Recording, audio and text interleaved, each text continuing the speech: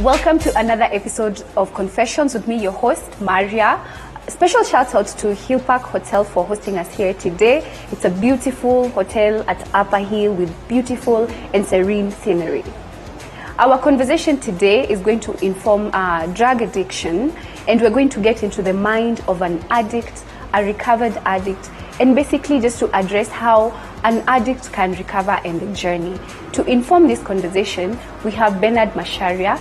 Karibu sana Bernard to Confessions. Thank you for having me. Yeah, thank you for taking time out of your busy schedule to be with us. It's a pleasure to be here with you. Kindly tell us a little bit about yourself. Just like you have said, my name is Bernard Gakuru Macharia. I'm a recovering alcoholic. I'm a recovering addict. 3 years in recovery. I'm also an addiction counselor, and currently I'm pursuing a diploma in counseling psychology. I'm also a mentor and a founder of an organization that is called Hope is Hope. Hope is Home Counseling Services. And Hope is Home Counseling Services. Yes, Hope is Home Counseling Services. And I also create awareness in matters that touch mental health and addiction. Yes. So did you say that you are a recovering addict or a recovered addict? Oh, I'm a recovering addict actually. There's nothing like a recovered addict. In this journey, I'll never recover. What I have is a disease, just like diabetes. What I can do is manage it. I will never be a recovered alcoholic. I'll never be a recovered addict. I'll always refer myself as a recovering addict or a recovering alcoholic. There's nothing like a recovered addict. I'm on a journey. The disease that I have, the only thing that I can do is maintain it. Because we believe in this field that there's always an addict left in me. Anagojia tu kutriggeriwa amke. So for me to stop that, lazima nikuwe very careful. Lazima ni notice triggers so that sirudi panili kuanga. Yes. All right. So how did you even get into addiction? 2004, back in high school, basically. Pressures za shule. So I got into the wrong kind of a group. That is, now we used to do a lot of jam sessions now and then when schools used to close. Certain DJ anakuja kwa club flani, and that is where now I started meeting up with all types of people from different schools. And there was this one day tulienda a place called Kahawa, Tikaroduko, and we were like 8 guys, and we bought a quarter. I can remember what we drank, ilikuwa ni Napoleon, and we shared among 8 people, and I think it hit the right spot. That is what I can say. That was the first time. That was the first time to like hit hard liquor. I had tasted ile kuonja juju, lakini the first time nilisikia actually kitu hit the right spot was on that day. And I won't lie, it felt good. Despite that we shared that one drink, 8 of us, I think it felt good. That was my first encounter. That was the first time I really took alcohol and it really felt the effect.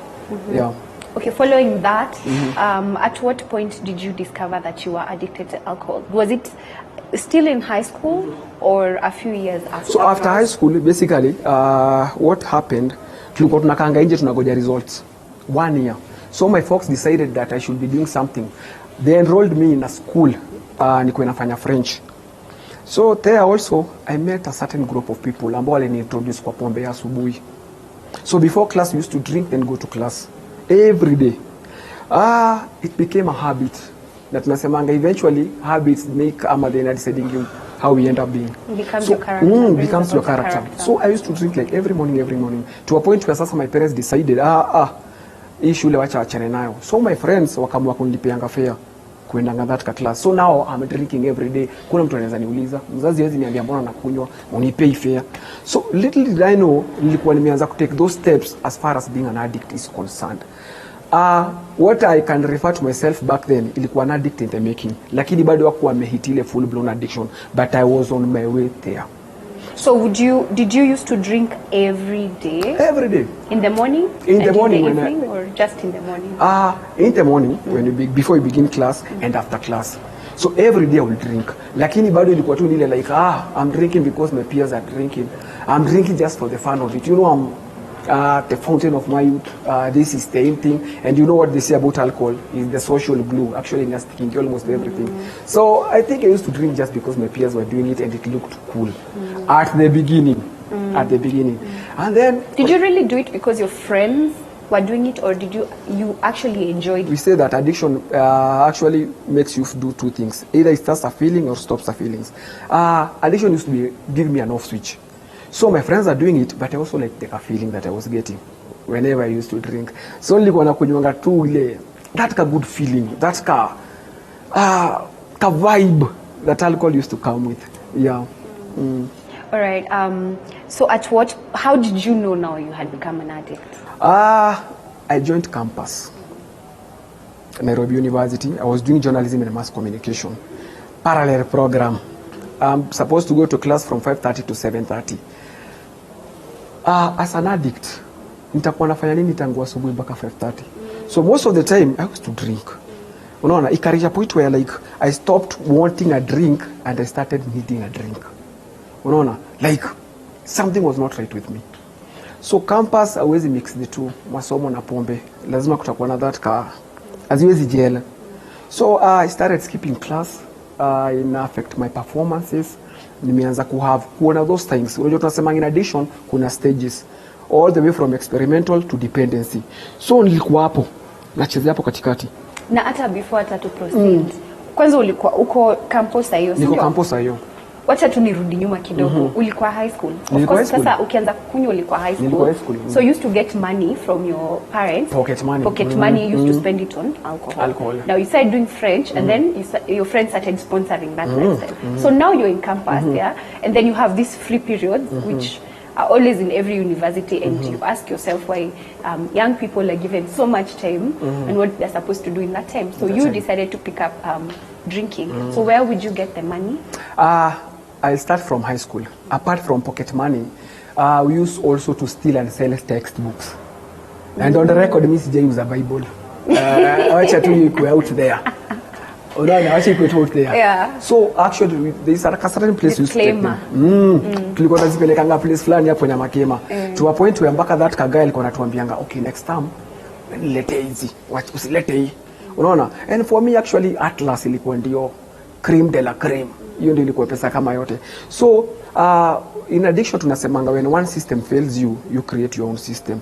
So I need a drink, I'll do anything to get it. Najua tunafunga in 1 month's time.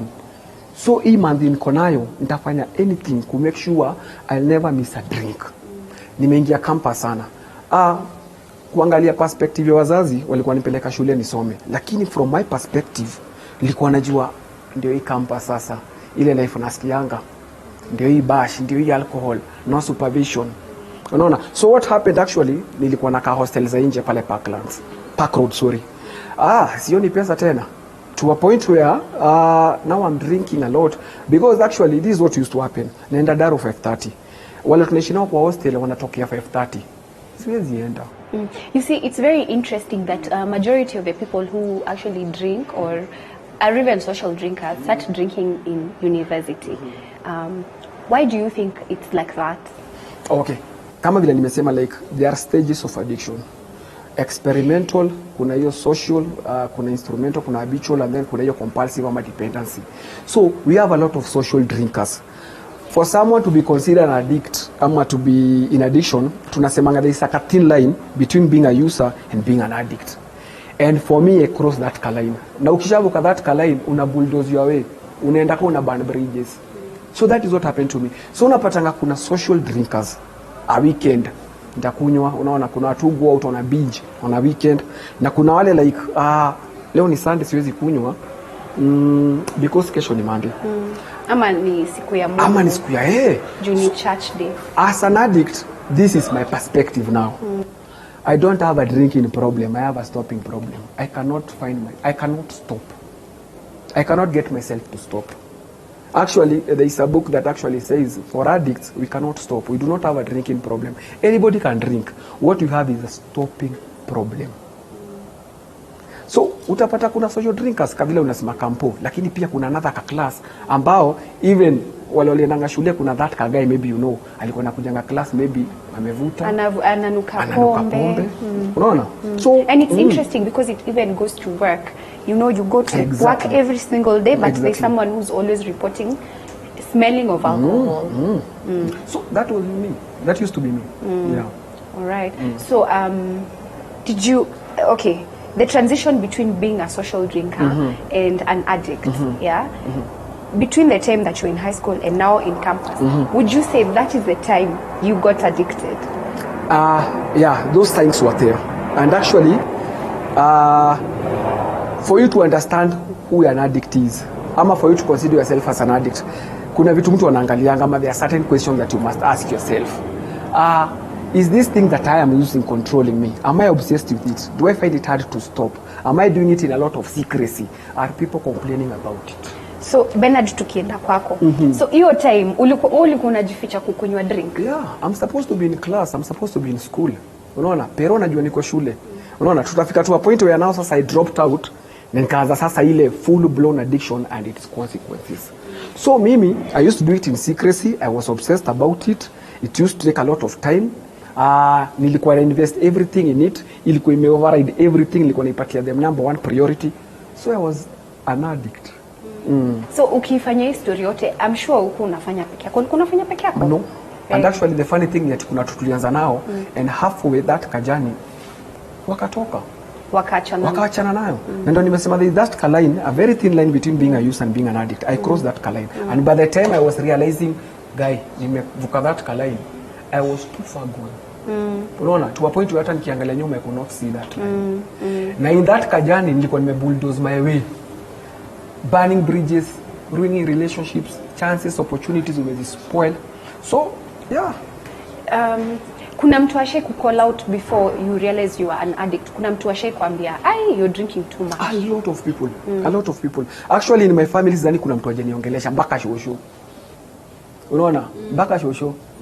Mpaka uncle, nimeitiwa mpaka daktari. It reached a point where actually my mom is very spiritual and very religious. Ashaipeleka mpaka picha yangu kwa pastor. Unaona? And it is so unlike her. Lakini I feel like, okay, maybe this pastor can do something. Because ilikuwa imereach a point where my people walikuwa wanaona, hii ni kama kurogwa hii. Ni characters gani hizo ulikuwa na meet? What were these characteristics that you had acquired? Zenye zilikuwa zinasumbua? Okay. Zenye zilikuwa zimekufanya yani mpaka shosho yako amejua madhako apart from maybe kumiss classes. Okay. What did you get suicidal? Ulikuwa unajifungia kwa nyumba? Unajua ukianza kufikiria, addiction unafikiria hizo vitu. Chafu, So I'll jump straight into right after I quit campus. So you dropped out of campus? After that year, I feel like I cannot juggle the two, actually. It was taking a toll on me. Unaona? So I decided to quit, but I did not tell my people. So nile tu napatiwa fare, me I'm going to drink. Unaona? Like napatiwa fare, there was like a club we used to go, a local, tunahangiwa bag kwa counter. And we used to drink. So I reached a point they knew. Na wakaniambia, okay, ni sawa. Kwa hivyo ndio nimeamua ni sawa. Sasa nikakuwa ule mlevi, ana pesa na lazima akunywe. So what do you do? Nikaanza sasa kuuza vitu. Mimi nilikuanga mwizi lakini si wa vitu za watu. Mimi nilikuwa naiba kwetu. Home. So now and then tata ufungue ya store, nifungue niuze kama kitu kama gunia ya misumari. Nimeuza mpaka DVD ya mama. Actually it's a very funny story. Niliuzanga DVD ya mama kipeleka kwa mtu wao kwa loans on property, kuyeka kwa nini hivi natoa CD ya Lois Kim. Ananiuliza YouTube mani kitu yako kama umeiba. Kaambia acha na CD wewe nunua DVD. So to a point where napaka nauza nguo. Nilikuwa kijana mmoja msafi. Unaona, I used to be a celeb in my area. I used to play football. A very good footballer. I no longer do it. Zile vitu nilikuwa na find enjoying, zilikuwa nipatia pleasure, no longer interested in them. Nimeanza kuule mlevi wa slippers. Unajua wale walevi wa slippers? Unatoka kwenye 7 asubuhi, saa 9 shopping center imefunguliwa, kila mtu ako nje, ndio unarudi. Ukistaga, unaona, to a point where sasa hata ukitafuta nyumba, unatafuta ile nyumba iko karibu na bar, ndio ufanya kitu tulikuwa tunaitanga reducing the staggering distance. Unaona? So everything that unafanya una factor addiction, una factor alcohol. Unaona? For example, ilikuwa na reach a point where actually my people wananiambia like, mbona unakaa hivi? Umejiwachilia sana. Shika hii pesa, enda ubai nguo. Sasa hawajui kwanza hata wana make tazwa. Juu sasa umepata doya. For me actually, money represented like ni hivyo. So nikipata hiyo pesa, the first place nitaenda ni kwa bar. Actually I used to use alcohol as my consultant. Ebu nikuulize, so when you used to steal things from your home, au kuna feel vibaya? As an addict, no. Because I'll do anything. Like as an addict, I'll do anything to feed my addiction. So before we even continue with this conversation, we'll go on a short break, and when we come back, you will tell us what are these signs that people need to look out for when they suspect or seemingly are addicted already. Oh, okay. Stay tuned to Confessions with Maria. We'll be right back. Kila siku ya Jumatano tunazungumza, tunaulizana na tunajuzana masuala ibuka ya kisiasa. Kuna he is not in Kirinyaga. Maisha yangu ni huru na watu wangu wanyali. Tulivunja vyama vya URP na TNA na vyama vingine tanzu, ndio tukaunda chama inaitwa Jubilee. Mijadala komavu kuhusu yanayokuhusu, na zaidi ya yote tunakupa nafasi kumfahamu kiongozi wako katika kipindi Fahamu Kiongozi. Yako kama mtoto ilikuwa gani? Mimi nilizaliwa, sasa najuaje maisha ilikuwa Wakati namuuliza maisha. Kwanza ilikuwa tu ni jaribu kabisa kufikia pahali ambapo nitafika Nairobi. Najua ilikuwa ni kazi ambayo ilichukua siku mingi sana kufika Nairobi. Kila siku ya Jumatano kuanzia saa 1:30 hadi saa 2:30. Ungana naye Elizabeth Mutuku, usikose.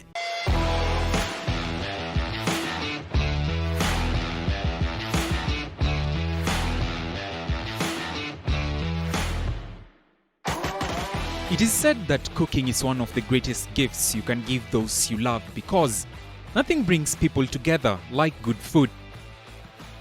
Join Chef Hamadi every Sunday at 6:30 p.m. as he teaches us some simple and quick recipes, only on The Throwdown. You are the mighty God, the great I am. Hallelujah, hallelujah. Welcome back to Confessions. If you're just joining us, we're talking about addiction, how to identify that a person is addicted and how they can overcome that. And Bernard is our guest, and he's the one who's informing the conversation today. Before we went on break, we were about to get into what were those signs that you were emitting that a person can look out for to know that they are actually addicted. Yeah. In my full-blown addiction, in my active years in addiction, it reached a point where those signs, and they were like unafeel kabisa alcohol is taking a toll on me. Nilikuwa na shakes, wanazitanga delirium tremens, to a point where actually ningekuambia ni 6 asubuhi without even looking saa ama kusikiza alarm. What used to happen, like 6 ikifika, I used to shake kabisa 6 asubuhi, unaona. And then I used to have a milk bar. Unapimia watu maziwa na funnel, hauwezi enda kazi hivyo, so lazima nikunywe just to stabilize. And then I used to experience hallucinations. Asubuhi nikiamka vile pombe inaisha kwa mwili, nilikuwa na experience tactile na audio hallucination. Voices, au unasikia voices, unasikia nikao unaitwa. My nickname was Kuchi. Because so now and then tasikia mtu akiniita kuchi. Unaona? And then kuna tactile hallucination, unasikia ni kama vitu vinakupandililia. Unaangalia kwa bed hakuna. And then shakes. And then reached a point where actually this is what was actually scary for me, ni ati singekula ama nikunywe maji ama chai asubuhi kama sijakunywa. And the moment nikunywa ama nikule kazi sijakunywa, used to puke. The sad thing ni ati the body is identifying food as a foreign object. Lakini the moment nakunywa pombe na nikule iko sawa. So imagine for like 3 years puking every day in the morning. Unaona, to a point where actually sasa hauwezi yoga juu unafeel kama unasikia baridi. Unakunywa pombe unasikia vile inaenda. Unaona, dreams. Unaona, like tunaongea kuhusu manageability inward and outward. Unaona, nimeanza ku have paranoid thoughts, stay peke yangu because na feel like I might die. It reached a point where actually I realized that this is not the way to live, but this is the way to die. Those signs were out there. Zile watu walikuwa naona na zile mimi mwenyewe nilikuwa na experience on a daily basis, ambazo actually zilikuwa na take a toll on me. So in between those, do you get, I'm trying to find a humane side of an addict. So in those lapses, are there moments of guilt? Yeah, actually, and it used to happen in the morning. And that is what apata, like, can I give an example? Kuna saa nilikuwa nakunywanga, naenda home, natoa tafach sana. Natoa shida sana, nagombanisha kila mtu nikiwa mlevi. Lakini in the morning hiyo pombe ikiisha, nitaamka mapema sana 6:30 nitoke because of guilt and shame. Unaona? Like najiuliza, what have I done? Nitafanya nini sasa after that? Nitakunywa to mask that guilt, to mask that shame. Addiction is just a branch. Unaona, picture a tree. Addiction is just a branch of that tree. Mostly, basically what makes people drink ni underlying issues, the roots of addiction. Guilt and shame ziko kwa roots. So hakuna vile tunaweza deal na addiction by just cutting a branch tuache underlying issues. So utapata people are going through a lot of underlying issues lakini wana escape kwa addiction. Lakini in real sense they are dealing ama they are going through something, and that is when nianza na kusema it is okay not to be okay. Identify what you are going through, label it, and then start working it from there. Usikate tu a branch ati I'm an alcoholic, I want to work on my alcoholism. No, what is making this guy drink? Unaona kila mtu anakunywanga lakini mbona mtu anaenda overboard? So unapata like ndio tulikuwa na those two moments like what am I doing? Lakini nataka ku stop that feeling, and the only way I know how to do that so unaweza sema underlying issue yako ilikuwa nini? After I quit campus, I had a lot of guilt, I had a lot of shame. Unaona, I felt like I've let my people down, I've let myself down. And then nilikuwa na some unresolved issues.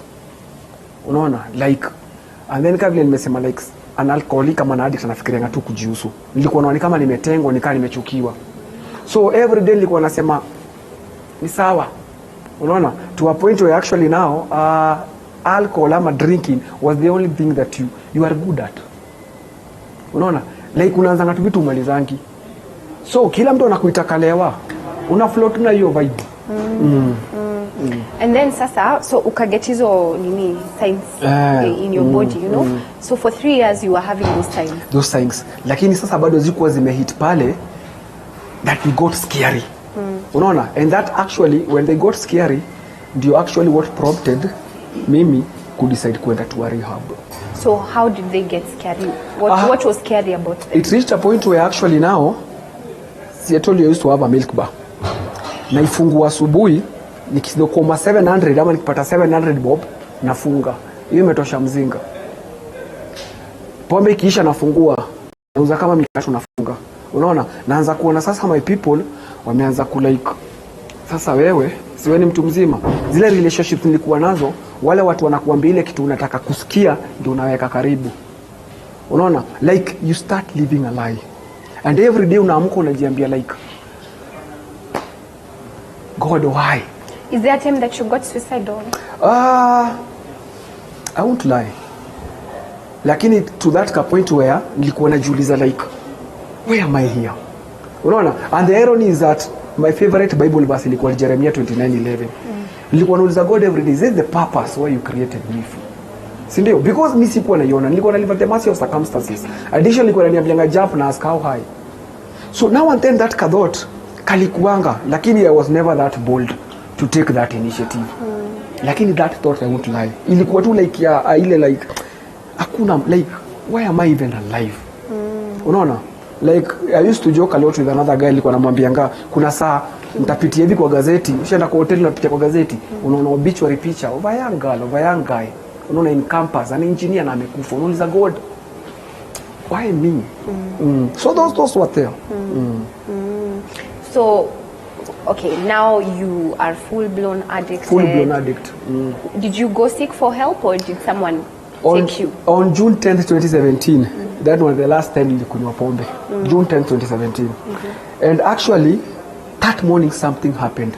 And up to now, sijai pinpoint exactly what happened. I woke up feeling different. There was something different about me. There was something different about that day. I even cried. Na sijui kwa nini nilikuwa nalia. Ushaamka tu hivi unalia. Like something happened. Of course, people have moments. Something like happened. And up to date siwezi pin ama siwezi establish ama siwezi kuambia what happened. It felt different. Something had hit me. Unaona, nilikuwa na shakes kwa my bed, nilikuwa na pombe hapo.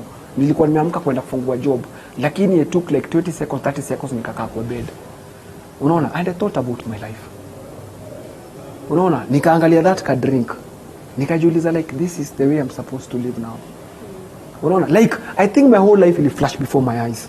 Unaona, nikakumbuka how many times my mama has cried, relationships nimespoil, opportunities nimeruin. Unaona, karibu niende Dubai, ile siku Dubai ilikuwa Dubai. Unaona, ndio hii duka sasa milk bar kufungwa inaenda kufungwa, siwezi lipa bills. Something happened. So what I did, I called my big bro. Unaona, familia tunaitanga kwa hii fili yetu, tunaitanga our grounders. Unaweza put through a lot of things, but now and then, and for me the most supportive person alikuwa ni my big bro. So I called him, nikamwambia manze, I need help. For him alikuwa amesikia that line so many times. Alikuwa anajua ucheli tu anataka do. Nikamwambia this time I'm serious. I think I need to be taken somewhere. I didn't even drink that drink. So I was taken to rehab. Of course nilipitia mother tukamchukua. Mom being mom ananiambia like okay it's okay. My big bro ananiambia like okay hawajaini ona hivyo for the last 7-10 years. Umezoea kupatana na mimi nikiwa ule tu ishia nikiwa tu mlevi, lakini hujaini ona nikiwa na shakes, nikistama nikiongea, I'm throwing up, I'm paranoid. Unaona tunaingia kwa gari nawaambia nakumbuka tena nimewacha pombe kwa kijana na let me come bro ananiambia hapana let us go. Unaona ikafika to a point where I was really desperate. I was in a hurry to get to that rehab. Nika empty my pockets, nikawapatia all the money that I had because I felt like ni hii pesa niko nayo kwa mfuko nita jump out of this car nikatafuta pombe. And I ended up in rehab. Wow. So now you are at my ego. I think I'm speechless because of that. Yeah. So now you are at the rehab. So what happened there? What happens in rehab? For me, first of all, it was the first time in rehab. And what actually the community, the society says about, kuna a lot of myths about rehab. And that is why we need to demystify what people think about rehab. Mimi nikisikia rehab nilikuwa dhani ni kwa machizi. And I was okay. Actually, like my big brother alikuwa ananiambia, man say, control kitu wewe si wa rehab. Until I got there, nikafind normal people. Unaona, unasikia ni mwalimu, ni engineer, ni nurse, ni daktari. Unaona? So for me, the first 3-4 days for me in rehab were hell. I've been in active addiction for 10 years. Sasa niko sober for 1 day. It was hell. Nilikuwa na experience what we call withdrawals. Unaona? For 10 years straight. Actually, kwa hizo 10 years, 7 years nilikuwa in active addiction. Naweza kuhesabia zile mara nisijakunywa. Nilikuwa mara kadhaa sana. So I'm here in a rehab, a new setting. Hakuna tei. Na shakes, nasikia baridi na sweat. Unaona, I cannot even communicate, nakula na puke. The shakes zilikuwanga so much to a point where tulikuwa tunakulanga kwa dining table. Ilikuwa inarisha point where naangalia watu wanioni na umachakula. Narudisha kijiko chini. Until another brother can decide, come nikushow, kulia tu hapa usiogope. Until one day kwa miti wakaniambia, it's okay not to be okay. Kula na hizo shakes. Eventually, actually it's a counselor niambia, it is not going to be easy. But eventually it's going to be worth it. A lot of addicts are usually in denial.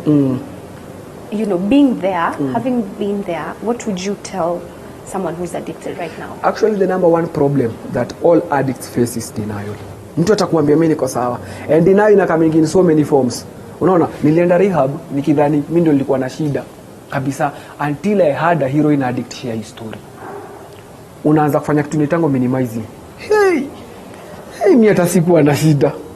Unaona, mimi sikuwa na shida. So many people out there are in denial. Lakini the writings are on the wall. Come out, reach out. An organization kama Hope is Home Counseling Services is doing exactly that. Unaona, it is okay not to be okay. Vijana wanasemanga usikufe na shida yako. Lakini unajiuliza like watu watasema aje? Actually, wanasemanga if there is a statement that has killed more dreams, is that statement of what will people say? Come out. Unaona? Ukikufa bado watasema ulikuwa mlevi. Come out, do something about your addiction. There is hope. All right.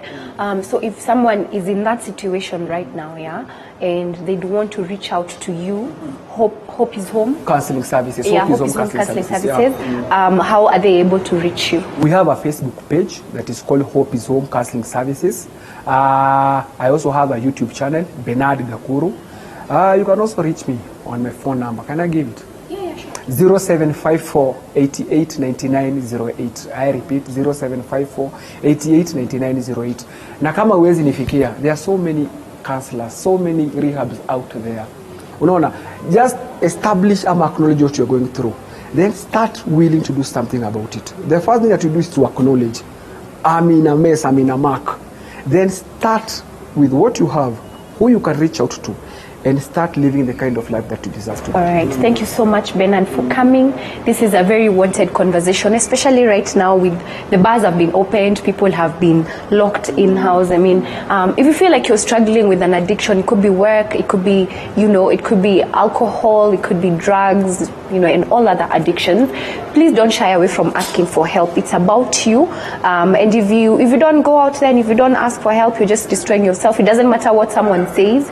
You just want to be better for yourself and then as a result for everybody else. Thank you so much for watching Confessions with me, Maria, and hope to see you next Saturday. God bless.